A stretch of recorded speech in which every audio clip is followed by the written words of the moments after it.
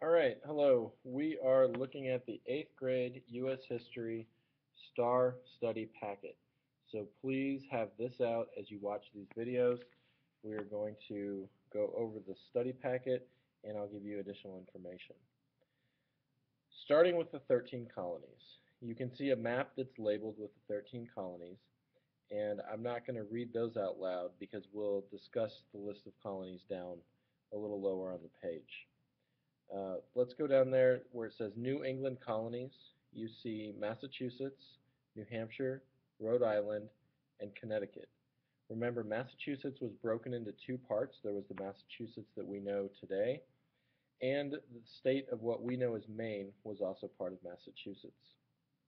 Looking at the New England colonies, their economic activities were fish, timber, furs, shipbuilding, and trade.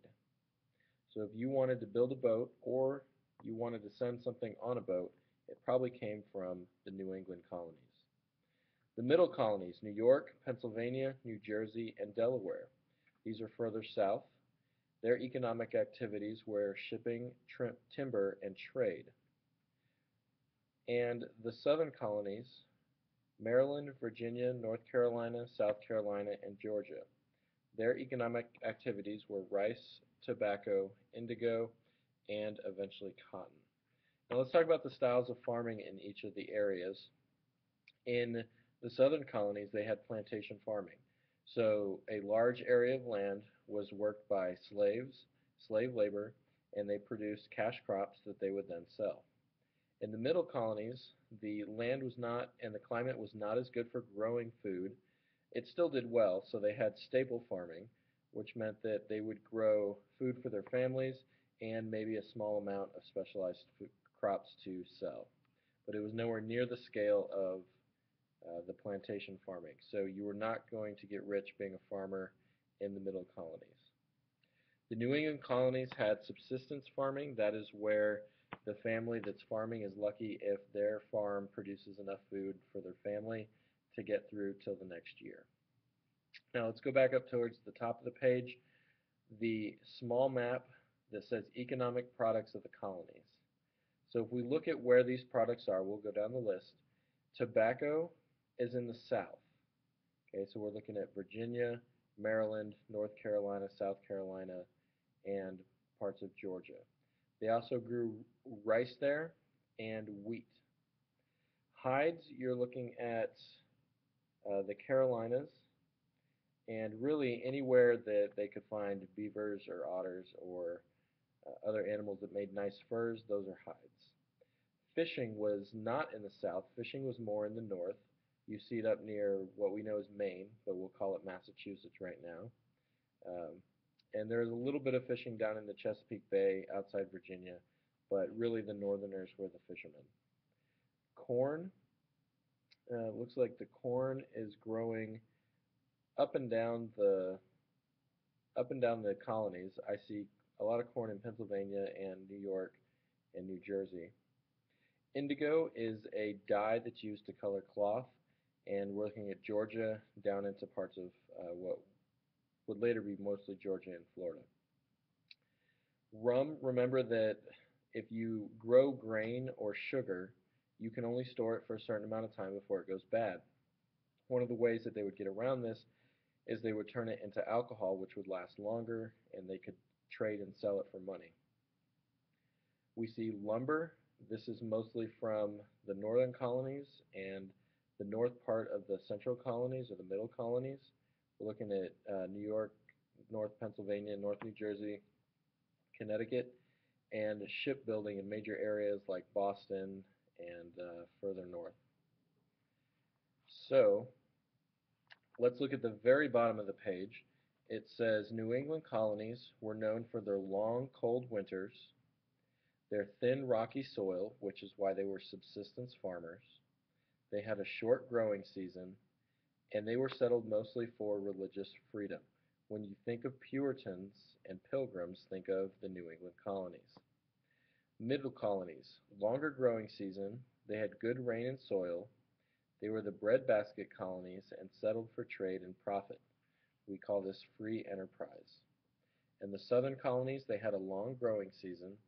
It was temperate, which means it was warm a lot of the time, abundant rain, and so they were able to have plantations run by slaves growing cash crops. To the back of the page. All right. Historical documents that influence the U.S. system of government. So we're going to go through each document. I'll speak a little bit about it. And remember, these are in order that they were written.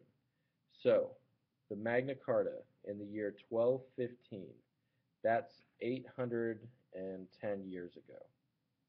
800 years ago.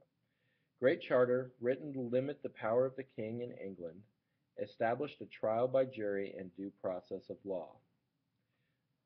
The Virginia House of Burgesses, 1619. This is the first representative government in the 13 colonies. The Mayflower Compact, 1620. Written by Pilgrims, and it established the first self-government in the 13 colonies. All the other colonies were governed either by a corporation that was chartered from the king, or it would have been some kind of appointee of the king. English Bill of Rights, 1689, serves as a forerunner to the U.S. Constitution and Bill of Rights, and establishes a trial by jury in England. Declaration of Independence, 1776. Thomas Jefferson wrote it, and it lists grievances against King George III, and it declared independence from England. Then we have the Revolutionary War. They have the Articles of Confederation, and then remember, they got together to redraw the Articles of Confederation and ended up scrapping the whole thing and going with the Constitution. To support the Constitution were the Federalist Papers, 1787, a series of essays written by Hamilton, Madison, Jay, that explain the Constitution and reasons for supporting it. The Anti-Federalist Papers, 1787, essays written to promote a loose central government and argued that the Constitution had no Bill of Rights. They wanted states' right to limit the president's power. Remember, they were afraid that a president would become like King George III, and there would be problems there. All right, number 3, important presidents. Remember, Wajmajaj. W-A-J-M-M-A-J. So let's look. Number 1, George Washington.